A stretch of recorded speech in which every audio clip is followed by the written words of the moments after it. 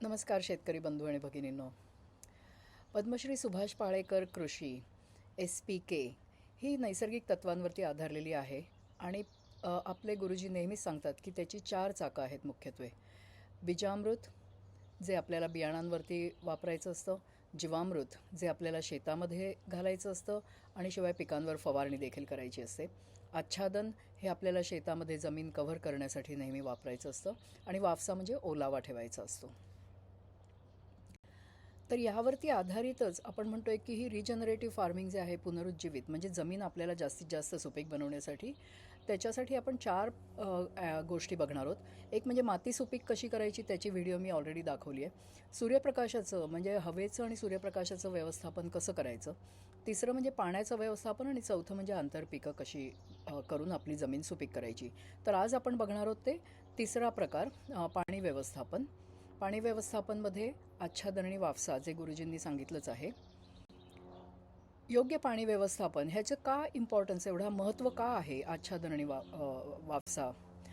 तर मुळांना खरोखर पाण्याची गरज असते का की वाफसाची गरज असते. वाफसा म्हणजे ओलावा. तर जास्त पाणी समजा आपल्याला शेतामध्ये आपलं घातलं गेलं तर त्याच्यामध्ये रोगराई वाढते, कारण मुळांभोवती पाणी साचतं आणि बुरशीचे रोग वाढतात, मुळं कुजतात आणि जमिनीतली हवा कमी होते. तसंच कमी पाणी जर झालं तर मात्र पिकांवरती ताण पडतो, पानं वाळतात, वाढ खुंटते आणि उत्पादन देखील घटतं. त्यामुळे मातीमध्ये ओलावा, हवा, पाणी आणि हवा याचं संतुलन ठेवणं अतिशय गरजेचं आहे. त्याच्यामुळेच मुळं ही निरोगी राहतील, पीक निरोगी राहील आणि उत्पादन देखील वाढेल. तर हा वाफसा आवश्यक आहे आपल्याला. हा का आवश्यक आहे. तर एक तर मुळांना श्वास घेता आला पाहिजे. जसं आपण म्हटलं की जास्ती पाणी झालं तर मुळं गुदमरतील, त्यांना श्वास घेता येणार नाही. त्यामुळे व्यवस्थित पाणी आणि ओलावा हवा पाहिजे. दुसरं म्हणजे अन्नद्रव्य शोषण्यासाठी जर मुळांच्या भोवती खूप पाणी असेल तर ते अन्नद्रव्य वाहून जाईल आणि तेच जर पाणी कमी असेल तर ते अन्नद्रव्य उपलब्ध होणार नाही. तर त्यामुळे आपल्याला ओलावा पाहिजे. तिसरं म्हणजे की सूक्ष्मजीव गांडूळं ही जी जमिनीमध्ये कायम कार्य करत असतात त्यांना कार्यरत राहण्यासाठी आपल्याला ओलावा पाहिजे. खूप पाणी असेल तरी ते कार्य करू शकत नाहीत, सुखं असेल तरी देखील कार्य करू शकत नाहीत. चौथं म्हणजे रोग नियंत्रणासाठी जसं आपण म्हटलं की पाणी जास्ती झालं तर आपल्याला बुरशीजन्य रोग तयार होतात आणि हे सगळ्याचा उपयोग आपल्याला होतो की उत्पादन वाढीसाठी. मुळं चांगली असतील, स्ट्रॉंग असतील तरच आपलं पीक स्ट्रॉंग राहणार आहे. मग वाफसा हा तयार कसा करायचा. तर एक तर आपल्याला पाणी धडाधड ओतायचं नाही आहे. ठिबक सिंचनाने जेवढं पाणी पाहिजे तेवढं आपण घालू शकतो. आणि याच्याच बरोबरीने आच्छादन म्हणजे जमिनीचं कव्हरिंग करणं आणि ते आपण पुढे बघूया कसं करायचं. पण हे आच्छादन गरजेचं आहे. तसंच सेंद्रिय कर्ब देखील जमिनीतला वाढला पाहिजे की ज्याच्यामध्ये आपण शेणखत टाकू शकतो, कंपोस्ट टाकू शकतो. त्यामुळे माती आपली भुसभुशीत राहील. सो 50% हवा, 50% ओलावा म्हणजेच वाफसा, ज्याच्यामध्ये मुळं श्वास घेतात, पिकं निरोगी राहतात. तर आता आच्छादनाचे किती प्रकार आहेत. तर एक काष्ठ आच्छादन आणि सजीव आच्छादन. गुरुजींनी नेहमीच सांगितलं आहे की जमीन कधीही उघडी टाकू नका. काष्ठ आच्छादन म्हणजे पिकांचे अवशेष जे आपल्या आधीच्या पिकाचे अवशेष असतात त्यांनी जमीन आपण कव्हर करू शकतो. आणि सजीव आच्छादन म्हणजे मूळ पीक जे आपलं आहे त्याच्या व्यतिरिक्त इतर काही जे आपण उगवतो जमिनीवरती ते आपल्याला सजीव आच्छादन म्हणून त्याचं मानलं जातं. आणि ह्याच्यामध्ये जेव्हा आपण काष्ठ आच्छादन जेव्हा टाकतो तर त्याच्यावरती आपण जीवामृत टाकत राहिल्यामुळे काय होतं की त्याचं लवकर विघटन होतं, काळं ह्युमस तयार होतं, माती समृद्ध होते आणि जे आपलं काष्ठ आच्छादनामध्ये जे आपले NPK म्हणा इतर काही जे सगळे आहेत ते जमिनीमध्ये मिसळतात आणि ही सगळी आपली परिसंस्था जी आहे ती तयार होते. काष्ठ आच्छादन, सजीव आच्छादन ह्याच्यातलं आपल्याला काय मुख्य आहे की दोन्हीमध्ये आपला ॲक्च्युली ओलावा जपला जातो, मातीचा तापमान कमी ठेवलं जातं, पाण्याची गरज कमी होते ॲक्च्युली आणि पाण्याचा ताण आपल्याला जाणवत नाही कारण पाणी ओलसरपणा जमिनीत राहतो. सेंद्रिय कर्ब देखील वाढतं, मातीची सुपीकता वाढते, ओलावा जपला जातो आणि तण देखील कमी होतं. म्हणजे सुरुवातीला तुम्हाला वाटेल की तण आपल्याला काढावं लागतं कारण आपण तणनाशक मारत नाही, कुठलेही केमिकल मारत नाही. तर पण ह्याच्यानंतर आपण जेव्हा आच्छादनाचा उपयोग करतो तेव्हा तणाचा प्रभाव हा सहजपणेच कमी कमी व्हायला लागतो आणि शिवाय जैवविविधता वाढते. कारण सजीव आच्छादनामध्ये आपण काय करतो की वेगवेगळ्या प्रकारची फुलं झाडं देखील लावतो आणि आपण ते पुढे बघणार आहोत. तर ती जैवविविधता देखील वाढू शकते. आणि मग मुख्य म्हणजे काय की पाण्याची बचत, मातीचं आरोग्य सुधारतं, खर्च कमी होतो आणि उत्पादन वाढतं आणि तेच तर आपल्याला पाहिजे.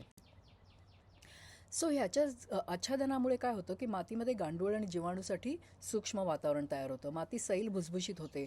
गांडूळं आपल्याला गुरुजींनी सांगितल्याप्रमाणे 10 फुटापर्यंत खाली जात असतात आणि ही जर खाली जाऊन 10 फुटावरचं देखील अन्न, जमीन अन्नपूर्ण आहे असं देखील गुरुजी सांगत असतात.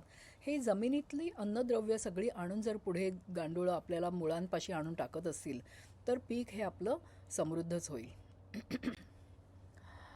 आणि ही गांडूळं हेच खरे मातीचे खरे मित्र आहेत. कारण काय होतं की जिथे ज्या जमिनीत गांडूळं नाही आहेत ती माती कडक होते, पाणी तिथलं वाहून जातं, दगड होते जमीन. आणि ते पाणी जे आहे आपल्याला निसर्गाने आपल्याला भरपूर पाणी दिलेलं आहे पावसाद्वारे. पण हे पावसाद्वारे आलेलं पाणी सगळं जर वाहून गेलं तर ते त्याच्याबरोबर जमीन आपली जी मऊ केलेली मातीवरची असते ती देखील घेऊन जाते आणि मातीतले आपले जे NPK आणि जी सगळी मूलद्रव्ये आहेत ती देखील घेऊन जातं आणि ते सगळे नदीमध्ये जाऊन नदीचं तिथे पोल्युशन करतात. त्याच्यानंतर गांडुळामध्ये फायदा काय होतो की माती भुसभुशीत राहते, पाणी साठतं आणि ह्या सगळ्या फायद्यांमुळे आपण जसं बघितलं की हे आच्छादन आणि त्याच्यावर जीवामृत टाकणं किती गरजेचं आहे, वाफसा ठेवणं किती गरजेचं आहे. जर गांडूळं जमिनीत आपल्या जमिनीतली गांडूळं, रेड विगलर ती छोटी नव्हे, जमिनीतली गांडूळं जर असतील तर आपल्याला पाणी हे जवळजवळ पावसाचं पाणी सगळंच्या सगळं आपल्याला जमिनीत साठवता येईल. सो हे पाणी जेव्हा जमिनीत मुरतं, भूजल म्हणजे पातळी जी आहे ती वाढते आणि विहिरीतलं देखील आपल्याला लेव्हल्स वाढायला लागतात. विहीर आता आपल्या कोरड्या पडत चालल्या आहेत तर त्या विहिरींचं पाणी देखील वाढायला लागतं, कारण पावसाचं पाणी हे सगळं आपण जमिनीतच मुरवतोय एक एक थेंब आणि त्यामुळे जमिनीतलं पाणी वाढतंय आणि त्यामुळे विहिरींचं देखील पाणी वाढतंय. आणि हे होत असताना ते पाणी आपलं शुद्ध देखील होत आहे. आजकाल आपल्याला बघायला मिळतं की विहिरीचं पाणी हे पिण्यायोग्य राहिलं नाही आहे, कारण आपण खूप केमिकल्स मारतोय शेतांमध्ये.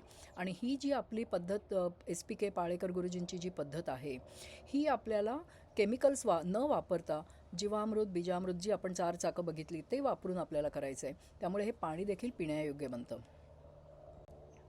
आणि हे सगळं कशामुळे घडलंय तर आच्छादन आणि वाफसा यामुळेच. सो ह्याच्यामध्ये आपल्याला पाणी व्यवस्थापन जे आहे हा आपण आज बघितलाय की ज्याच्यामध्ये आपल्याला आच्छादन वाफसा करून ओलावा टिकवून आपण जमिनीची सुपीकता कशी वाढवू शकतो आणि मुळं कशी बलवान करू शकतो आणि त्यामुळे पीक देखील बलवान कसं करू शकतो आणि त्यामुळे नक्कीच तुमचं उत्पादन देखील वाढेल.